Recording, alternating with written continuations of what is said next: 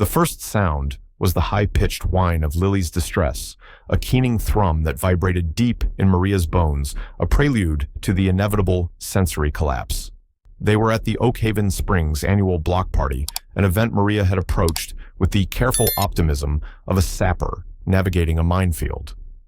Then came the second sound, sharper, uglier, a woman's voice grating and impatient.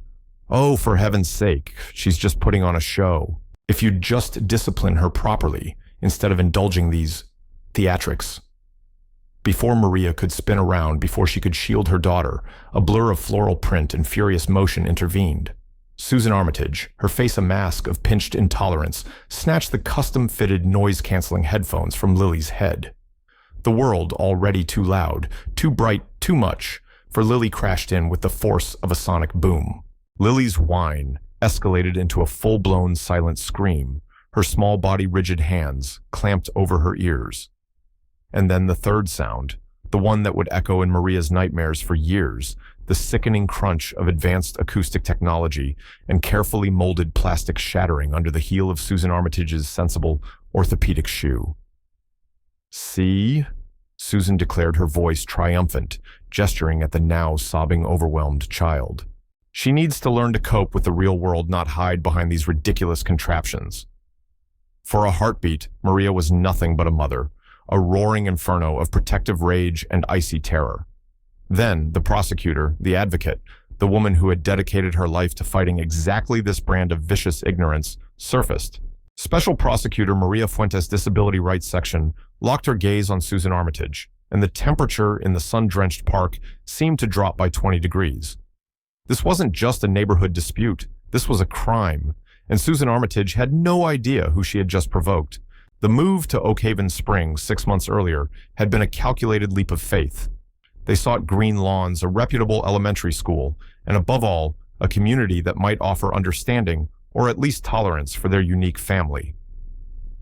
Lily Maria's bright, effervescent 7-year-old experienced the world through the heightened, often overwhelming lens of autism spectrum disorder. Sounds were amplified, lights blazed with painful intensity, the jostle of a crowd could feel like a physical assault. Her noise-canceling headphones were not a toy, not an affectation. They were a lifeline, a carefully calibrated piece of assistive technology that muted the cacophony of the neurotypical world to a manageable hum, allowing Lily to engage, to learn to simply be without the constant threat of sensory overload, catapulting her into a meltdown. Without them, Lily was adrift in a painful sea of unprocessed stimuli.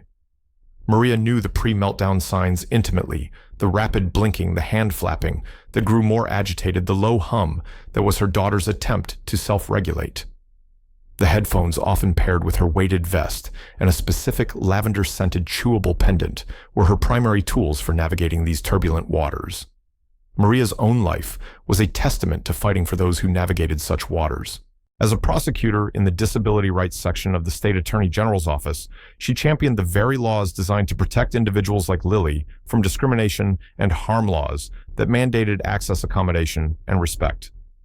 Her days were spent dissecting statutes, building cases against institutions that failed in their duties, and giving voice to those whose own voices were too often silenced. She'd never imagined she would have to bring that fight so directly, so personally, into her own front yard.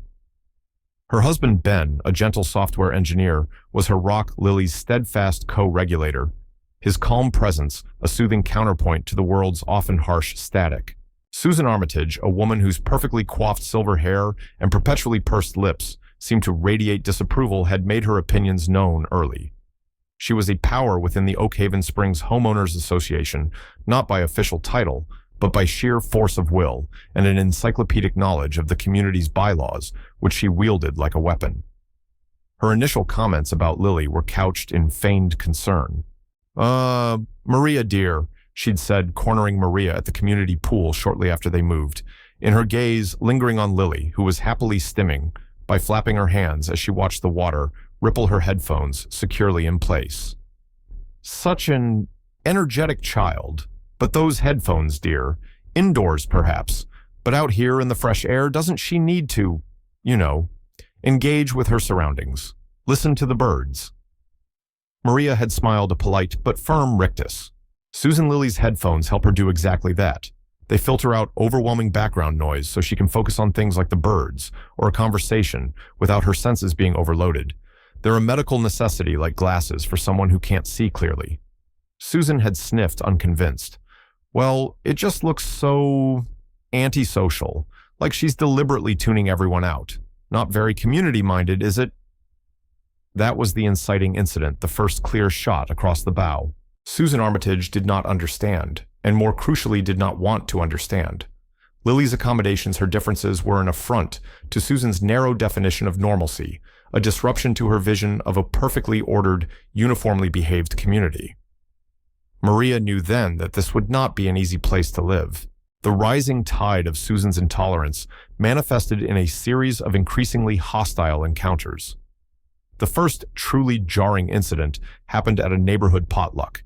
Lily, becoming overwhelmed by the sudden surge of people arriving and the clatter of dishes, had begun to hum loudly, rocking back and forth. Clear signs she needed a sensory break. Maria was reaching for Lily's headphones, which Lily had briefly taken off to show a new friend a sparkly sticker on them when Susan materialized. Maria became.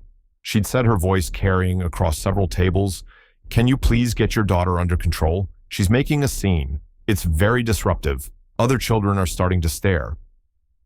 The public shaming the implication that Lily was misbehaving rather than struggling sent a hot flush of anger up Maria's neck.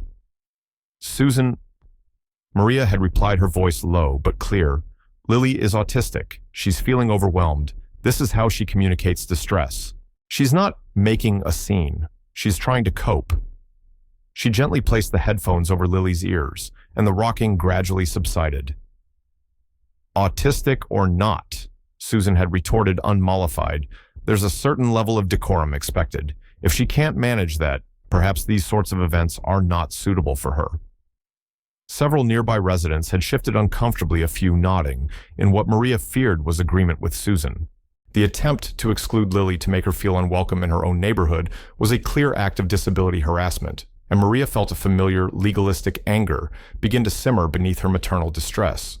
The second incident was more insidious, an attempt to weaponize the HOA's rules against Lily.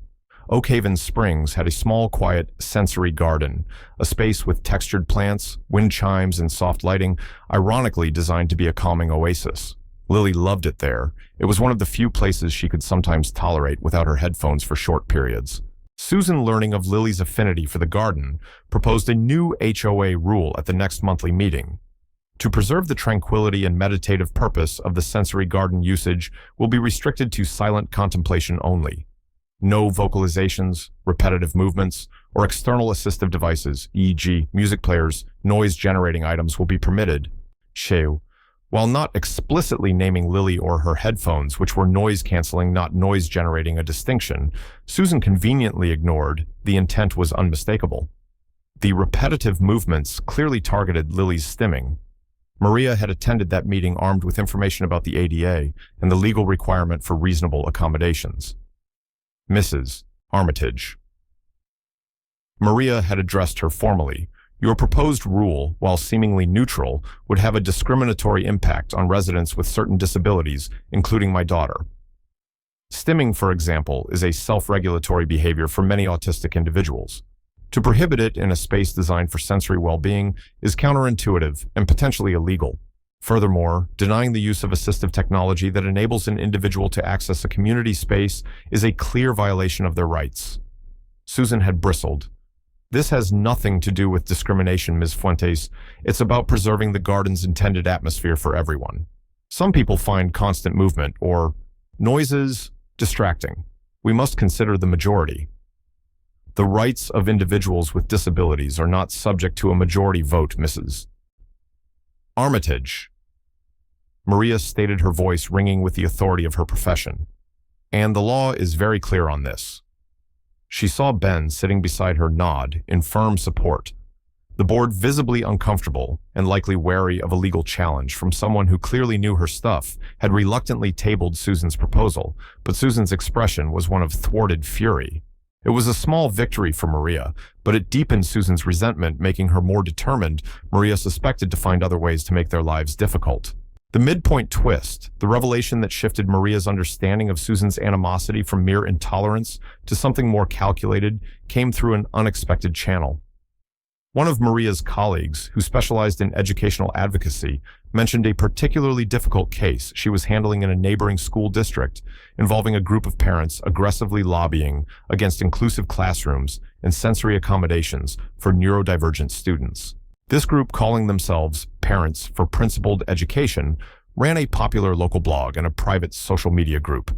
Curious Maria had done some digging. The rhetoric on their public blog was concerning enough, filled with calls for traditional discipline, skepticism about diagnoses like ADHD and autism, and thinly veiled complaints about resources being diverted to special needs students.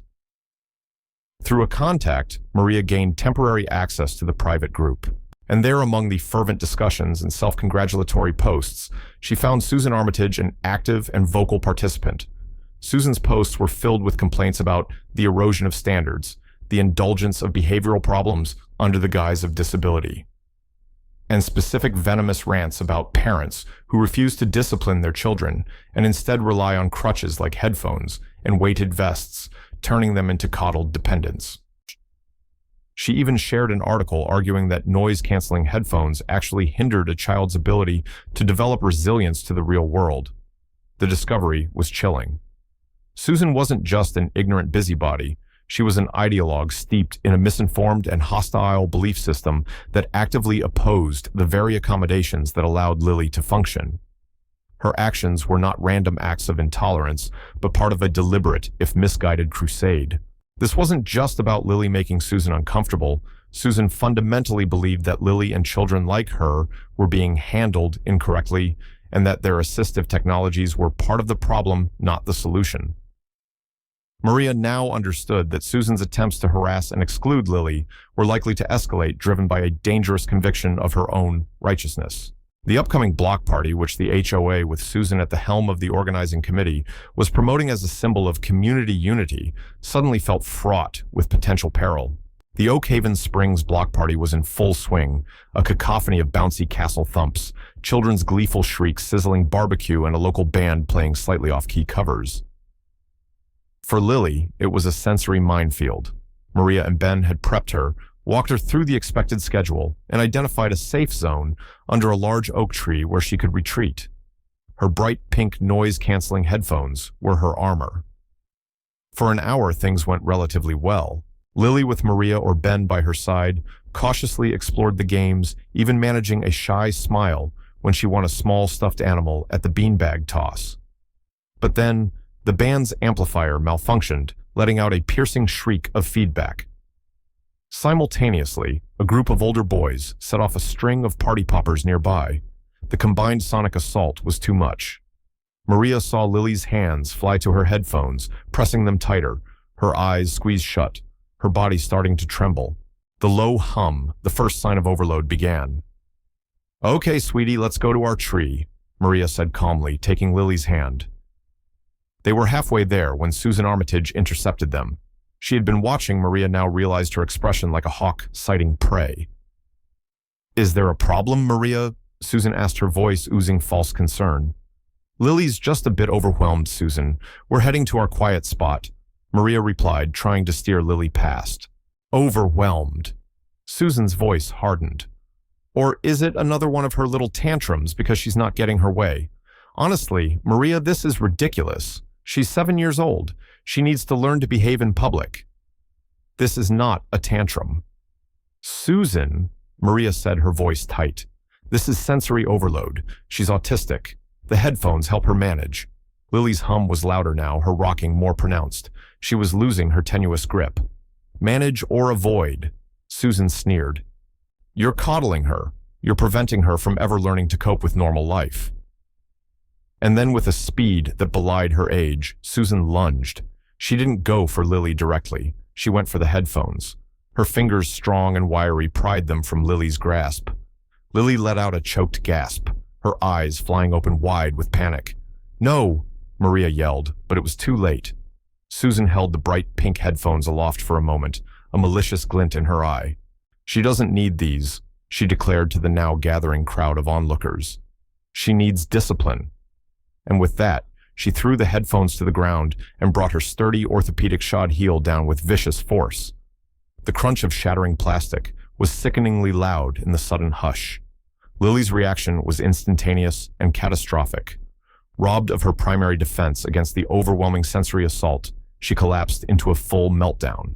It wasn't a tantrum of a spoiled child. It was the raw, visceral terror of a nervous system pushed beyond its breaking point. A silent, contorted scream, her body rigid, then thrashing her hands, beating against her own head, as if to physically block out the unbearable noise and light. Maria dropped to her knees beside Lily, instinctively trying to shield her, to provide deep pressure, her heart shattering into a million pieces. But even as she held her distraught child, a part of her mind, the prosecutor part, was icily clear. This was it. This was the line Susan Armitage had irrevocably crossed. "Ben!" Maria's voice cut through the shocked murmurs of the crowd, sharp and authoritative. "Call 911, request police and medical. Inform them we have an autistic child in severe distress due to an assault and destruction of essential medical assistive technology. She looked directly at Susan, who was now looking slightly less triumphant, a flicker of uncertainty in her eyes as she saw the faces of her neighbors, no longer curious, but horrified. "Susan Armitage," Maria said, her voice dangerously calm, her eyes like chips of obsidian. "You have just committed several crimes. You have assaulted a child with a disability. You have destroyed medical equipment necessary for her health and well-being. And you have done so with malicious intent. I am a prosecutor with the State Attorney General's Office Disability Rights Section." She saw Susan's jaw drop, the color drain from her face. "And I will ensure you are prosecuted to the fullest extent of the law." The arrival of the paramedics and police sliced through the stunned atmosphere of the block party. The paramedics, blessedly calm and experienced, immediately focused on Lily, their gentle voices, and practiced movements, a stark contrast to Susan's earlier aggression. They helped Maria soothe Lily, whose meltdown was slowly subsiding into exhausted, shuddering sobs. They checked her for any physical injury from the fall, their primary concern, the profound emotional and sensory trauma. Meanwhile, the police officers, once Ben had quietly explained Maria's professional role, took statements with a new level of gravity. Susan Armitage, now stripped of her bluster, looked small and scared as an officer read her Miranda rights. The festive block party decorations seemed to mock the grim reality of the scene. The shattered remnants of Lily's bright pink headphones were carefully collected and bagged as evidence. Several neighbors, their faces pale with shock and guilt for their earlier passivity, eagerly offered their accounts, their descriptions of Susan's actions unequivocal. Lily was taken to the local emergency room for assessment more as a precaution and to document the incident's impact than for any visible injury. The ER doctor, after consulting with Lily's neurologist, emphasized the critical role of the headphones in preventing such debilitating meltdowns and the potential for psychological trauma from such a public and aggressive act. The following days were a blur of legal activity and emotional recovery. Maria, while recusing herself from directly prosecuting the case due to the clear conflict of interest, worked closely with the colleague assigned from her office, providing expert insight into the nuances of disability law and the specific impact of Susan's actions. Charges were filed against Susan Armitage: felony assault on a disabled person, malicious destruction of property, specifically medical assistive technology, which carried enhanced penalties under state disability statutes, and intentional infliction of emotional distress. The fact that Maria was a prosecutor specializing in precisely these kinds of cases added a layer of intense public and media interest, though Maria did her best to shield Lily from it.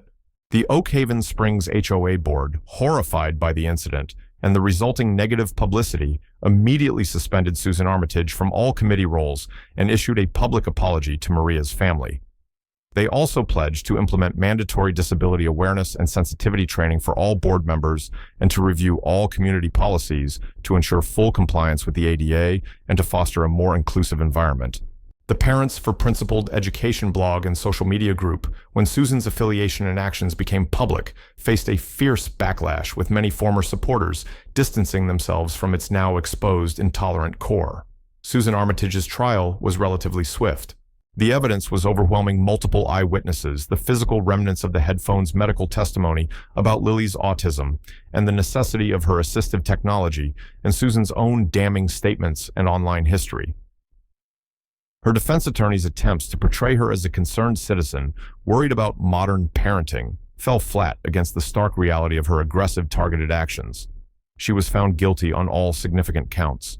Her sentence included a period of incarceration, substantial fines, court-ordered anger management, and intensive disability sensitivity training, and a permanent restraining order prohibiting any contact with Lily or her family. She was also ordered to pay full restitution for the destroyed headphones and for the cost of Lily's ongoing therapy to deal with the trauma. For Lily, the journey to recovery was gradual.